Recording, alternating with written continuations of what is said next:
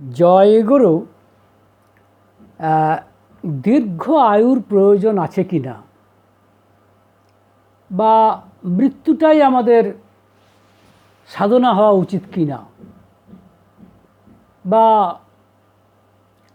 রোগ ব্যাধি নিয়ে কষ্ট নিয়ে সারাটা জীবন অতিবাহিত করা ঠিক কি না, বা যদি আদৌ দীর্ঘায়ুটা আমাদের কাঙ্ক্ষিত হয় তবে তার জন্য কীরকম খাওয়া দাওয়া করতে হবে, চলন বলন করতে হবে, বা যারা নাম ধ্যান করেন নাম ধ্যান করার জন্য বা সাধনার জন্য কি জীবন দীর্ঘায়িত হতে পারে, আয়ু কি বাড়তে পারে, এই জাতীয় নানান প্রশ্নের একটি উত্তর দেওয়ার চেষ্টা করব যেভাবে শ্রী শ্রী ঠাকুর অনুকূলচন্দ্র বলেছেন। একেবারে রেফারেন্স দিয়ে আমি কথাগুলি বলার চেষ্টা করব। 1951 সালের 19শে জানুয়ারি সদ্য প্রফুল্লদা, আপনারা অনেকেই জানেন প্রফুল্ল কুমার দাস, যিনি শ্রী শ্রী ঠাকুর অনুকূলচন্দ্রের অনুলেখক ছিলেন, অর্থাৎ তিনি যা বলতেন সেগুলি লিখে রাখতেন। তিনি প্রশ্ন করলেন ঠাকুরকে যে দীর্ঘ আয়ুর প্রয়োজনীয়তা কী, বা প্রয়োজনীয়তা আছে কি দীর্ঘদিন বেঁচে থাকার বা দীর্ঘায়ু হওয়ার। ঠাকুর উত্তর দিচ্ছেন ঠিক এইভাবে, আপনারা এটা আলোচনা প্রসঙ্গে পেয়ে যাবেন 20 খণ্ডে, কারণ যেহেতু এটা 1951 সালের 19শে জানুয়ারির ঘটনা, স্বাভাবিকভাবে এটা দেওঘরের ঘটনা, তো সেখানে ঠাকুর উত্তর দিচ্ছেন অনেকটা এরকম যে আইনস্টাইন যদি তার যে থিওরি এটা আবিষ্কার করার 2 বছর আগেই মারা যেত তবে কতখানি ক্ষতি হয়ে যেত।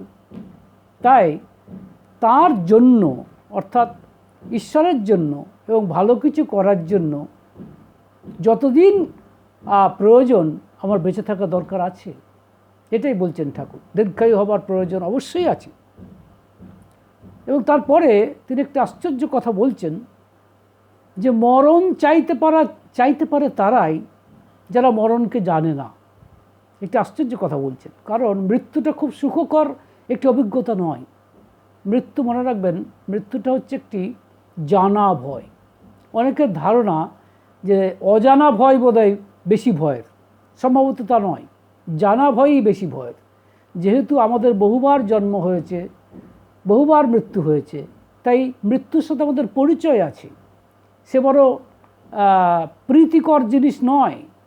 তাই ঠাকুর বলছেন মরণ চাইতে পারে তারাই যারা মরণকে জানে না, এই কথা তিনি পরিষ্কার বলছেন।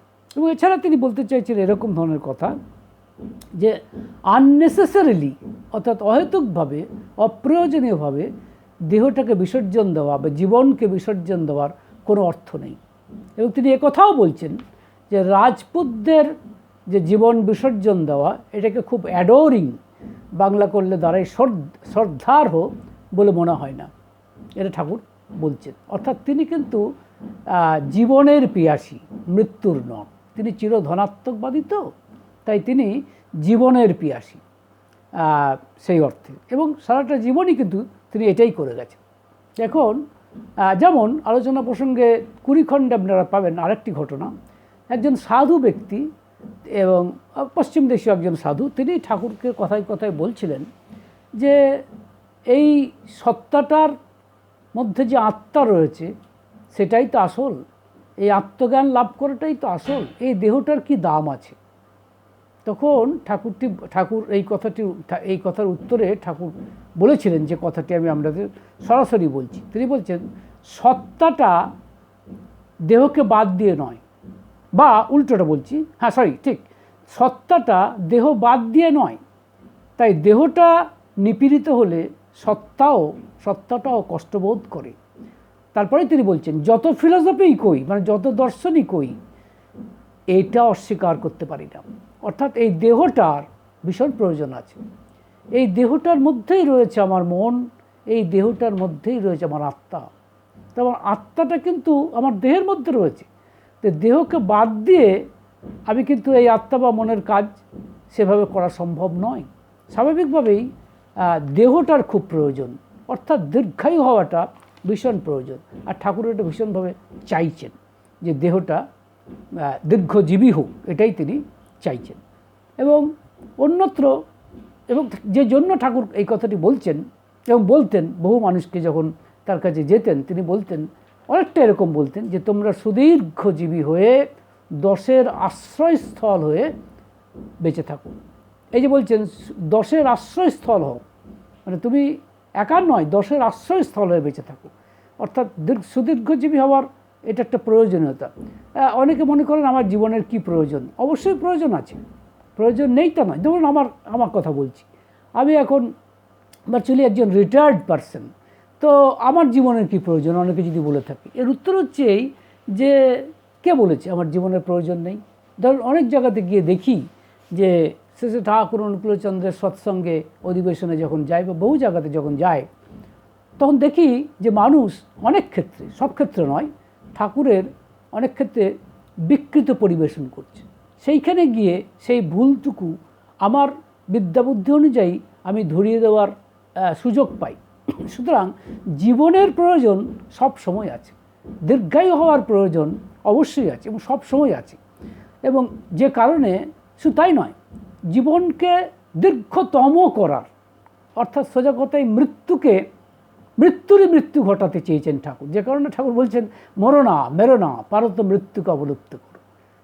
তিনি অবশ্যই ইংরেজিতে বলেছিলেন do never die nor cause any death, resist death to death. মানে এই যেটা বললাম, মরো না মেরো না, পারত মৃত্যুকে অবলুপ্ত করো। এখন প্রশ্ন হচ্ছে মৃত্যুটা তো ধ্রুব, যে কথা বেশিরভাগ লোক এগুলো খুব বলতে পছন্দ করে। এই মাইকেল মধুসূদন দত্তের এই কবিতার একটি অংশ উদ্ধৃত করে বলে, জন্মিলে মরিতে হবে অমরকে কোথা রবে, চিরস্থির কবে নীর হাইরে জীবন নদে। ঠিক আছে, কিন্তু চেষ্টা তো করি। এবং যে জন্য ঠাকুর অনুকূলচন্দ্র কিন্তু এগুলো বলেই কিন্তু ক্ষান্ত হননি, তিনি নিজের জীবনে এটা করে দেখিয়েছেন, ডেমনস্ট্রেট করে দেখিয়েছেন। তিনি যদিও অ্যালোপ্যাথ ডাক্তার ছিলেন, কিন্তু তথাপি তিনি হোমিওপ্যাথি করতেন, একই সাথে আয়ুর্বেদিক করতেন। এবং রোগীকে হোমিওপ্যাথি, আয়ুর্বেদিক বা কি বলে অ্যালোপ্যাথি সব কিছু দিয়েও ট্রিটমেন্ট করতেন, সব কিছু দিয়েও কিন্তু ঠাকুর ট্রিটমেন্ট করেছেন। এমন উদাহরণ কিন্তু প্রচুর আছে। এছাড়া ধরুন ঠাকুর কিন্তু বলতে পারেন এই যে ক্যান্সার রোগীকে ভালো করেছিলেন। যেমন সুবোধ চক্রবর্তী, তিনি ডাক্তার ছিলেন, প্রখ্যাত ডাক্তার সুবোধ চক্রবর্তী, তার যখন ফুসফুসের ক্যান্সার হয়, তদানীন্তন ডাক্তার কলকাতার ডাক্তার বিনয় ভট্টাচার্য, তিনি কিন্তু তাকে এই অসুখ হয়েছে এবং এটা প্রমাণ হয়েছিল। কিন্তু ঠাকুরের কাছে যখন এসেছিল তখন ওই সুবোধ চক্রবর্তী ঠাকুর কিন্তু ভারতীয় বনৌষধি থেকে ওই বই থেকে দেখে এবং আরও দু একজনের সাথে মানে তার ভক্ত পরামর্শ করে এবং ঠাকুর নিজের থেকে লতা পাতার মিশ্রণ দিয়ে একটি আয়ুর্বেদিক ঔষধ তৈরি করে দিয়েছিলেন এবং তার ফলে কিন্তু সে সেরে গিয়েছিল। আর এই সার্টিফিকেটটা ঠাকুর দেননি, ওই ডক্টর বিনয় ভট্টাচার্যই দিয়েছিলেন। কিন্তু কোনো এক আশ্চর্য কারণে, অথবা বলতে পারেন ঠাকুরের একটা আশ্চর্য প্রচার হয়ে যাবে বলেই হোক, বা তথাকথিত বিজ্ঞানকে যেন অস্বীকার করা হচ্ছে এইভাবেই হোক, এটা কিন্তু প্রচার লাভ করেনি। ফলত এই ক্যান্সার রোগের ওষুধটা অকালেই যেন শেষ হয়ে গেল। কিন্তু তবু ঠাকুর কিন্তু সারা জীবনে বহু ওষুধ তৈরি করেছেন, অবশ্যই তার ভক্তদের দিয়ে করিয়েছেন, কিন্তু তিনিই তো পুরোধা পুরুষ, তিনিই তো পায়োনিয়ার। যেরকম প্রিভেন্টিনা, যেরকম মায়েদের যে বিভিন্ন রোগ তার ওষুধ, তাছাড়া পেটের ওষুধ, এরকম প্রচুর ওষুধ এখনও পাওয়া যায়। অনেক ওষুধ দুর্ভাগ্যবশত সেগুলো এখন তৈরি হয় না। কিন্তু ঠাকুর মানুষের কষ্ট দেখে, মানুষের দুঃখ দেখে, মানুষের রোগ দেখে তাকে কি করে সুদীর্ঘজীবী করা যায় তার চেষ্টাও করেছেন, শুধু মুখে উপদেশ দিয়েই ক্ষান্ত হননি। এবং তার দেওয়া ওষুধগুলি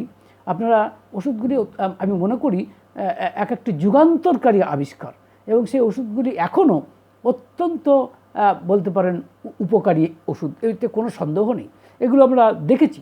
এছাড়া ঠাকুর ভাইব্রোমিটার বলে একটি যন্ত্র তৈরি করার কথা বলেছিলেন এবং তার একটি নিদর্শনও দিয়েছিলেন। এই নিয়ে আমি পরবর্তী ক্ষেত্রে বলবো, কারণ মনে রাখবেন যে এই যে জীবন আর মৃত্যু, তার মাঝখানে একটি সূক্ষ্ম তফাৎ, সেটা হচ্ছে কম্পন।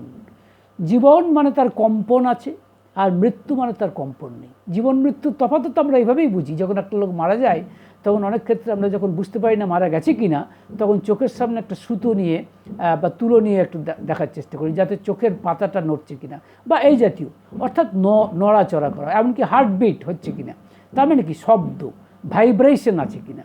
তা ভাইব্রেশন যদি দেওয়া যায় বাইরে থেকে যন্ত্রের মাধ্যমে, তাহলে হয়তো এই ভাইব্রেশনের খামতির কারণে যে মৃত্যু ঘটেছিল সেখান থেকে কিন্তু বেরিয়ে আসাটাও অসম্ভব নয়। এটা ঠাকুর ভাইব্রোমিটারের কথা বলেছিলেন। এই নিয়ে আমি আরেকদিন একটি ভিডিওতে এ বিষয়ে বলার ইচ্ছা রইল। আর এই যে বললাম, এই যে কিউরোপ্যাথি বা ইত্যাদি, এগুলো আপনারা আলোচনা প্রসঙ্গে বিভিন্ন জায়গায় পেয়ে যাবেন। এছাড়া ঠাকুর মনে করতেন বহু মৃত্যুকে ঠেকানো যায়, মৃত্যুকে বাঁচানো যায়। হ্যাঁ, যেমন এ বিষয়ে আপনারা জানেন, অস্ট্রিয় হাঙ্গেরিয়ান একজন বিজ্ঞানী ডক্টর আইসেনমেঞ্জার, তিনি কিন্তু এই নিয়ে রিসার্চ করেছিলেন, অনেক রিসার্চ করেছিলেন, এবং সম্ভবত সেখানে এখন রিসার্চ চলছে মৃতকে বাঁচানো যায় কিনা। তো ঠাকুর কিন্তু চেষ্টা করেছিলেন এ বিষয়ে, চেষ্টা নয়, ইনফ্যাক্ট করে দেখিয়েছিলেন কীভাবে, আমি সেটাই আপনাদের বলার চেষ্টা করছি। এটা আপনারা পাবেন আপনার আলোচনা প্রসঙ্গে, নানা প্রসঙ্গে, যেটি কৃষ্ণপ্রসন্ন ভট্টাচার্যের সাথে ঠাকুরের কথোপকথন, তার প্রথম খণ্ডে এই অংশটি পেয়ে যাবেন। সেখানে একজন জিজ্ঞাসা করছেন ঠাকুরকে যে আপনি বলেন যে death is a curable disease, মৃত্যু নাকি ভালো করা যায় এমন একটি ব্যাধি, তো আপনি কি এরকম কিছু করেছেন? ঠাকুর বলছেন যে কিছু কিছু মৃত্যু সম্ভবত বাঁচানো যায়, এই কথা ঠাকুর কিন্তু বলেছেন। যেরকম ধরুন ঠাকুর বলছেন যে জলে ডুবে গেছে বা এই জাতীয় কিছু হয়েছে, বা অন্য কিছু হয়তো হঠাৎ করে হার্ট অ্যাটাক হয়ে গেছে বা ইত্যাদি কথা, ইত্যাদি কিছু ক্ষেত্রে কিন্তু, যেরকম ঠাকুর বলছেন হার্ট ফেল করা, জলে ডুবে মরা, কলেরা ইত্যাদি রোগে অনেক ক্ষেত্রে মৃত্যু হলেও মানুষকে বাঁচানো যায়। কী করে বাঁচানো যায় সেটা ঠাকুর বলছেন by induction of life energy. এটা কি বলছেন? মানে by induction of life energy revive করে, অর্থাৎ জীবন বলতে পারেন জীবনের এই কম্পনকে দিয়ে। তখন তিনি প্রশ্ন করছেন, আপনি কি এরকম পরীক্ষা করে দেখেছেন, এক্সপেরিমেন্ট করে দেখেছেন? তখন ঠাকুর বলছেন, এক্সপেরিমেন্ট করার বুদ্ধি নিয়ে করিনি, তবে একবার এরকম হয়েছিল। ঠাকুর বলছেন অনেক দিন আগেকার কথা, ঠাকুর দেখছেন যে একটা তেলা পোকা, সে কিন্তু পরিষ্কার দেখলেন যে মরে গেছেন, মরা। তার দিকে তাকিয়ে ঠাকুর বলছেন প্রায় 15 মিনিট ধরে তিনি দেখলেন, দেখে তা মনে খুব ব্যথা পেলেন। তো তার দিকে তাকিয়ে তিনি নাম করতে শুরু করলেন। নামটা কি? সেও তো একটা কম্পন, সাউন্ড ভাইব্রেশন। নামটা কি? একটা শব্দ, তার একটা ভাইব্রেশন আছে। এই নামের কম্পনটা তিনি দেওয়ার চেষ্টা করছেন ওই তেলাপোকাকে, এবং কিছুক্ষণ পরে সেটা নড়াচড়া করে উঠে চলে গেল। এটা ঠাকুর বলছেন। অথচ আমার জ্ঞান মতে সেটা কিন্তু মরা ছিল। আবার একটা উদাহরণ দিচ্ছেন যে একটা গুবরে পোকা, সেটা প্রায় অর্ধেক খেয়ে ফেলেছে, মারা তো গেছেই, প্রায় অর্ধেক খেয়ে ফেলেছে।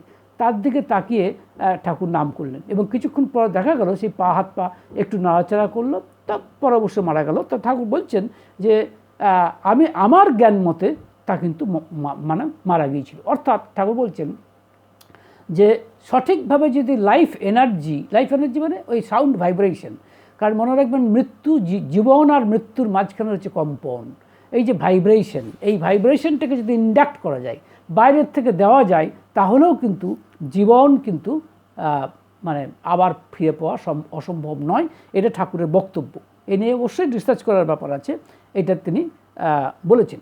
এমনকি দেখবেন এই যে বলা হয় মনকে প্রফুল্ল রাখতে পারেন। ডাক্তাররা বলে না টেনশন করবেন না, তখন অনেকে তো টেনশন না করে পারে না। তখন অনেকে দেখবেন বিদেশে লাফিং ক্লাব বলে একটা ক্লাব আছে, ক্লাব আছে, মানে সেখানে লোকে হাসে, অকারণ হাসে। আপনি যদি হাসতে থাকেন, that is also a kind of vibration, সেও এক ধরনের কম্পন, এছাড়া কিছু নয়। তার মানে you are adding vibration to your body which has somehow or another has lack of vibration. So এই হিসেবে লাফিং ক্লাবের যদি এই সার্থকতা থেকে থাকে, তাহলে এটা বলা যায়, এটা এবার কথা হচ্ছে। এছাড়া ধরুন আমরা অনেকেই মনে করি যে অনেকে মৃত্যু চিন্তা করি, হ্যাঁ, এবং মৃত্যু চিন্তা করে ভাবে আর বেঁচে কী লাভ। আমি যেমন এক ভদ্রলোককে জানতাম, তার সাথে দেখা হলেই যখন বলতাম কেমন আছেন, তিনি বলতেন যে আর কি, শুধু জীবনটাকে প্রলম্বিত করছি মাত্র। তারপরেও তিনি 25 বছর বেঁচেছিলেন। অর্থাৎ জীবনটা যেন তার কাছে একটা বিড়ম্বনা। হ্যাঁ, তো এই নিয়ে ঠাকুরবাড়ি চমৎকার করে বলছেন। এটি কথা প্রসঙ্গে পাবেন আপনারা, কথা প্রসঙ্গে মানে সুশীল চন্দ্র বসুদার সঙ্গে ঠাকুরের যে কথাবার্তা, হ্যাঁ, সেইখানে ঠাকুর এই কথাগুলি বলেছেন। যখন একজন বলছে যে মৃত্যুটা তো ঠিকই আছে, হ্যাঁ, মৃত্যুটা হলেই বা ক্ষতি কী, এই জাতীয় কথাবার্তা যখন বলছেন, তখন ঠাকুর এই কথাটি বলছেন যে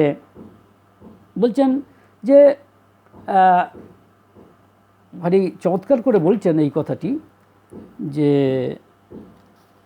আপনার একটু দেখি, হ্যাঁ বলছেন, যদি মৃত্যুই আমাদের পক্ষে এতই নিশ্চিত, তবে অমৃত অমৃত বলে চিৎকার কেন? রোগ হলে ওষুধেরই বা দরকার কি? ক্ষুধায় অন্যেরই বা কী প্রয়োজন? মা বাপ ভাই বোন স্ত্রী পুত্রে আমার বলে আসক্তি, আর তাদের বাঁচা বা বৃদ্ধির জন্য এত প্রাণপাতেরই বা কী দরকার? যদি জন্মেছি, মৃত্যু তো এখনই ঘটাতে পারি। মৃত্যুই যদি আমাদের এত নিশ্চিত বন্ধু বলেই স্বীকার করি, তবে জীবনের লওয়াজিমার দরুন এত হাবুডুবু খাচ্ছি কেন? তাই ঠাকুর বলছেন, ও ঠিক নয়। মৃত্যু দেখছি যদিও আমাদের প্রত্যেককে নাছরবান্দা আক্রমণ করে নিহত করছেই বা করবেই, কিন্তু জীবন কখনোই তাতে আত্মসমর্পণ করতে চাই না। মরণ প্রত্যেক জীবনের পিছনে যেভাবেই চলুক না কেন, জীবন কিন্তু তাকে সাবার করে অমৃতত্ব দখলের প্রচেষ্টা করতেই থাকবে। জীবনের এই যে মরণের সঙ্গে লড়াই, এ তার আদিম ঝোঁক। যতই হীন হও, যতই ক্ষীণ হও, বড়ই হও আর ছোটই হও, তোমার থাকা যতদিন থাকবে, মরণকে অপদস্থ কেন, সাবার করার লড়াই প্রতিনিয়তই প্রতি মুহূর্তেই চলতে থাকবে। আর এর ভিতর দিয়েই জীবন, সে নিজে তাকে উপভোগ করার ফুরসত ইস্তেমাল করে নেবে। এটি কথা প্রসঙ্গে ঠাকুর বলছেন। অর্থাৎ মৃত্যু তার ভীষণ রকম অপছন্দ। যেমন প্রফুল্লদা এই কথাটি প্রফুল্লদা একবার প্রশ্ন করেছিলেন যে মৃত্যু চিন্তা করলে নাকি পাপ প্রবৃত্তির দমন হয়, এরকম একটি কথা প্রফুল্লদা বলেছিলেন আর কি। এবং এটা বলা হয় নাকি যে পাপ চিন্তা করলে মানে মৃত্যু চিন্তা করলে নাকি পাপ প্রবৃত্তি দমন হয়। তাতে ঠাকুর বলছেন, মৃত্যু চিন্তা করলে একটা মরণ অভিনিবেশ পেয়ে বসে, মানে একটা খুব ইচ্ছা পেয়ে বসে। তাই তার আশা উৎসাহ উদ্দীপনা ইচ্ছা শক্তি ও সংকল্পকে নিথর করে দিয়ে তাকে মরণপন্থী করে থাকে, আর মরণকে এগিয়ে নিয়ে আসে। ভালো কিছু বড় কিছু করতে গেলে তীব্র ও কঠোর উদ্যমের প্রয়োজন, ক্লেশ শিকার প্রয়োজন। কিন্তু মৃত্যু চিন্তায় অভ্যস্ত যারা, তাদের অমনতর কঠোর সাধনার মধ্যে পড়ে থেকে মনে হয় এসব করে লাভ কি, কদিনেরই বা জীবন। তাই সৎ কাজেও তারা উৎসাহ পায় না, কেমন যেন একটা মনমরা ভাব, জীবনটা উপভোগ করতে পারে না, সব কিছুতেই একটা দুরূপনীয় দুঃখ বলে বোধ করতে থাকে। বিষাদ ও হতাশায় পেয়ে বসে, বাস্তবকে এড়িয়ে যাবার বুদ্ধি হয়। তারা নিজেরা তো বাস্তব পরান্মুখ ও দুর্বল হয়ই, আবার অন্যকেও নিস্তেজ ও নিরুৎসাহ করে তোলে। তাই অমনতরভাবে প্রবৃত্তির দমন বুদ্ধি ভালো না, বরং সতে অনুরক্তি মানুষের যতই বাড়ে, ততই অসৎ প্রবৃত্তি সহজেই নিয়ন্ত্রিত হয়ে আসে। কাজেই ঠাকুর এটা বলতে চাইছেন যে কাজে বিচার বিশ্লেষণ ও প্রত্যাহারের ভিতর দিয়েও গলদগুড়ি চালানো যায়। অযথা এমন একটা পন্থা অবলম্বন করতে যাব কেন যাতে নানা উৎপাতের সৃষ্টি হয়? অর্থাৎ এরকম মৃত্যু চিন্তা করতে গিয়ে আমি পাপ প্রবৃত্তি যদি দমন হয়ও, এ পন্থা অবলম্বন করে লাভটা কি? এটা ঠাকুর পরিষ্কার করেই আমাদের কাছে বলে দিচ্ছেন। এবং তারপরে দেখুন একটি আশ্চর্য কথা এবং বাস্তব কথা, ইউথানাসিয়া বলে একটি জিনিস আছে, যেটাকে বলা যেতে পারে স্বেচ্ছা মৃত্যু, যেটি বিদেশে এখন আইনের মধ্যে স্বীকৃত করার চেষ্টা চলছে। অর্থাৎ বক্তব্যটা এরকম যে যখন একটা মানুষ অসুস্থ, আর বাঁচার আশা নেই, তখন আর খামোকা তাকে বাঁচিয়ে রেখে লাভ কি? এবং রোগী নিজেই চাইছে হয়তো যে মৃত্যু চাইছে, কারণ সে সৎ চিন্তা নিয়ে মৃত্যু চাইছে। এখানেও ঠাকুরের বক্তব্য দেখুন, চিরধনাত্মকবাদী ঠাকুর। এটা আপনারা এখানে পাচ্ছেন। বিরুদা বলে একজন, বিরুদা প্রশ্ন করছেন। ভার্চুয়ালি এটা আপনারা পাবেন আলোচনা প্রসঙ্গে 20 খণ্ড, সেখানে পাচ্ছেন। বিরুদা প্রশ্ন করছেন ঠাকুরকে, মৃত্যু যখন অবধারিত, বৈজ্ঞানিকভাবে মানুষের মৃত্যু ঘটানোই তো ভালো, যখন সে সৎ চিন্তা নিয়ে দেহত্যাগ করে। ঠাকুর উত্তর দিচ্ছেন, মরে লাভ কি, বাঁচার চেষ্টা করাই তো ভালো। তখন বিরুদা বলছেন, যখন জীবনের কাজ ফুরিয়ে গেল, বেঁচে থেকে শুধু শরীরের ক্লেশ ভোগ করতে হয়, তখন অন্যের গলগ্রহ হয়ে বাঁচার প্রয়োজন কি? এটা অত্যন্ত সঙ্গত প্রশ্ন। উত্তরটা শুনুন ঠাকুর উত্তর দিচ্ছেন, জীবন যদি থাকে, কোন মুহূর্তে কোন গ্লো, ইংরেজি কথা গ্লো মানে জেল্লা, কোন জেল্লা নিয়ে জেগে ওঠে তার ঠিক কি? সে সম্ভাব্যতা সব সময়ই আছে। মানুষ তো থাকে না, চলে যায়, তবু দুঃখ কষ্টের মধ্য দিয়ে সে হয়তো মানুষের কল্যাণকর কিছু করে যেতে পারে। দেখুন, আমার নিজের জীবনের কথা বলছি, অন্য জীবনের কথা বাদই দিচ্ছি। আমার এক সময় এত পেট খারাপ হয়েছিল দীর্ঘদিন ধরে, প্রায় 20-25 বছর ধরে। তা আমার নিজেরই মনে হয়েছিল আর বোধহয় এই শরীরটাকে প্রলম্বিত করার অর্থ হয় না। কী করবো, আর এই শরীর, এই তথাকথিত অশক্ত শরীর নিয়ে কি করব, এভাবে কষ্টকরভাবে বেঁচে থাকা। কিন্তু দেখুন, ঠাকুরের এই কথাটি কোথাও আমার মনে একটা উকি দিত কিন্তু। এবং পরবর্তী ক্ষেত্রে হোমিওপ্যাথি করে, আমি হোমিওপ্যাথি অন্য আগেও করেছি, ভালো হয়নি, কিন্তু পরবর্তী ক্ষেত্রে কোনো একজন হোমিওপ্যাথের মানে তার ওষুধ খেয়ে শুধু ভালো আছি তা নয়, অনেকখানি ভালো আছি। এবং যথেষ্ট যেসব খাবারগুলো খেতে পারতাম না এক সময়, খেলে অসুবিধা হতো, সেগুলো দিব্যি খেতে পারছি। এগুলো তো বললে একটু বাড়াবাড়ি হয়ে যাবে, কিন্তু যে ফ্যাক্ট সেটা বলতেই বা অসুবিধা কোথায়? তা দেখুন, ঠাকুর যে বলছেন জীবন যে কখন কোন জেল্লা দিয়ে জেগে ওঠে তার ঠিক কী? অর্থাৎ সেই সম্ভাব্যতা, সেই পোটেন্সিয়ালিটি, সেই অ্যাডভান্টেজ বা সেই পসিবিলিটি ইজ অলওয়েজ দেয়ার। আমি নিজের জীবন দিয়ে দেখেছি, কাজে কাউকে বলে দিতে হবে না যে ঠাকুর কতদূর সত্য কথা বলছেন। I have seen it in my own life. কিন্তু আমার নিজের জীবন দিয়ে আমি দেখেছি এই ঘটনা, যে মানুষ, আপনারা হয়তো বলবেন তা ভালো সেরেছে, না সারছিল না তো। বহু দেখিয়েছি, বহু অ্যালোপ্যাথি করিয়েছি, বহু হোমিওপ্যাথি করিয়েছি, কাজ হয়নি। কিন্তু কোনোভাবে হয়ে গেল। কীভাবে হলো আমি জানি না, অবশ্যই বৈজ্ঞানিকভাবেই হয়েছে, কিন্তু জানে না কোন সময় কোন জেল্লা দিয়ে গড়ে উঠবে। যে রোগকে মানে ডাক্তাররা জবাব দিয়ে দিচ্ছেন, ডাক্তারবাবুরা, সে রোগ যে ভালো হয়ে যেতে পারে না, নোবডি নোজ। মানে ইউ ম্যান নেভার নো যে কী হতে পারে না হতে পারে। এটাও কিন্তু বলা এত সহজ নয়। আমি আমার দিদিকে জানি, আমার দিদি দীর্ঘদিন ধরে অসুস্থ, মানে ভার্চুয়ালি উঠতে পারে না। আমার আজ থেকে প্রায় 3 বছর আগে কথা বলছি, তখন দেখলাম দিদিকে, তখন ভার্চুয়ালি মানে বিছানার সাথে মিশিয়ে আছে। আবার সবাই বলছে, এবং এভরিবডি টোল্ড মি, আর হয়তো 2-1 মাস, হার্ডলি 2-1 মাস বেঁচে থাকবে। কিন্তু 3 বছর হলে বেঁচে ছিল কিন্তু। এবং আমি এখনও পর্যন্ত যে ভিডিও করছি, স্টিল সি ইজ লিভিং। আচ্ছা, বললাম না, মৃত্যু একটা আশ্চর্য জিনিস, কিন্তু নোবডি নোজ। এখন কথা হচ্ছে যে, সুতরাং এটাও কিন্তু একটা দিক। এবং আর শেষ কথা, যে নাম, এই সাধনা করলে, এবং খাওয়া দাওয়ার ব্যাপারটাও আছে, অবশ্যই আপনি সাত্ত্বিক খাবার খাবেন। সাত্ত্বিক খাবার মানে যে খাবার আপনার হজম হবে, সহজে হজম হবে, সেই খাবার। অনেকেই বলে থাকেন, যদিও এটা ঠিক যে নিরামিষ খাদ্য আমিষ খাদ্যের চেয়ে অন্তত অন্যান্য অনেক দিক থেকে ভালো, কিন্তু আমিষ খেলেই যে সব হয়ে যাবে নিরামিষ খেলেই যে সব হয়ে যাবে তা নয়। নিরামিষটাও যদি অত্যন্ত তেল মশলা দিয়ে খান, তাহলে যা ক্ষতি হবার তা হবেই। সুতরাং ঠাকুর বলছেন এমন খাবার খাবে যেটা ইজিলি ডাইজেস্টেবল, সহজ পাচ্য হয়, এবং সুস্বাদু সহজপাচ্য যদি হয়, এমন খাদ্য খেতে। যেমন ঠাকুর একটু উদাহরণ দিচ্ছেন, যে যেটাকে আমরা বলি ঘি দিয়ে, যেটা হবিষ্যান্নের মতো খাবার নাকি আর নেই, এটা ঠাকুর বলছেন। অবশ্য সেখানেও তিনি বলছেন ঘিটা সহ্য হওয়া চাই, যা সহ্য হবে না তার জন্য নয়। সুতরাং এবং খাবার দাবারের বহু লিস্ট ঠাকুর করে দিয়েছেন, এটাও একটা দিক। এবং চলন বলন সব কিছু কিন্তু ঠিক মতো করতে হবে। এবং ডেফিনেটলি লোকে বলে টেনশন, এই টেনশনের হাত থেকে তো সত্যি আমাদের উদ্ধার নেই, উপায় নেই।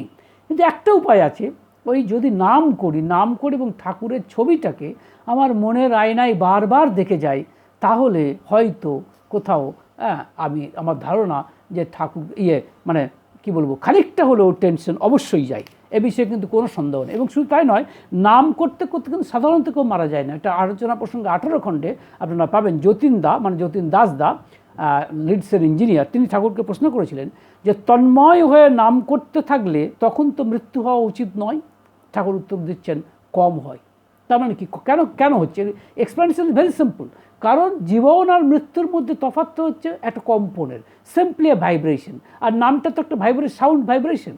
সুতরাং সাউন্ড ভাইব্রেশন করা মানে, যদি আপনার শরীরে যে কারণে মৃত্যুর দিকে এগিয়ে যাচ্ছেন, because of the lack of মানে পজিটিভ অফ ভাইব্রেশন, অর্থাৎ আপনার কম্পন কম পড়ে যাওয়া, সেটাকে যদি বাড়িয়ে দেওয়া যায় নামের মাধ্যমে, এটা কিন্তু it may not be entirely impossible. ওটা অসম্ভব নয় যে বেঁচে। এবং নাম করতে করতে সাধারণত মৃত্যু হয় না।